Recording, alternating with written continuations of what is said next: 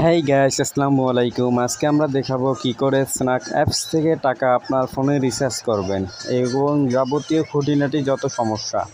প্রথমে আমরা স্ন্যাক অ্যাপসটি ওপেন করব।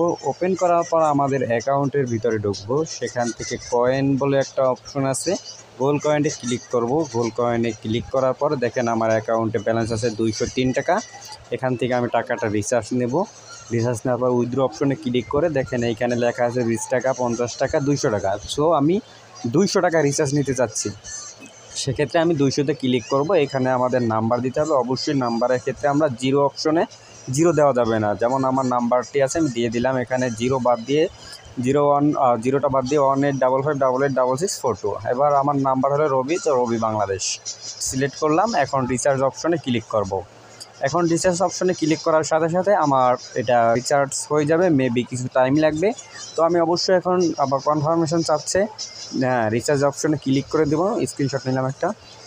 এই যে ক্লিক দিলাম, এই যে দেখা হচ্ছে, এটা প্রসেসিংয়ে আছে। এটা আমার এখান থেকে কিন্তু অলরেডি 200 টাকা কেটে নিয়ে গেছে। দেখেন এইখানে, দেখেন এই যে এইখানে আমি দেখাচ্ছি। এখানে আমার অপশনটা দেখেন উপরে যে পেন্ডিং যে বলে যে প্রসেসিং যে দেখাচ্ছে 200 টাকা, এটা কিন্তু আমার রিচার্জ। অবশ্যই সম্ভবত আধা ঘন্টা বা 1 ঘন্টা পরে রিচার্জটা হয়ে যাবে। আবার যখন রিচার্জটা হয়ে যাবে তখন আপনাদের দেখাবো। আমার দেখেন রবি অ্যাপসে ঢুকলাম।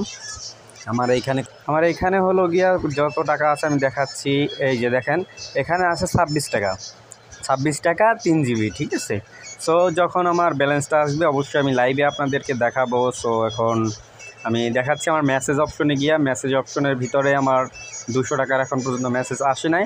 অবশ্যই মেসেজ আসলে আবার আপনাদেরকে সেটা লাইভে দেখাবো। আমি একটু ওয়েট করি।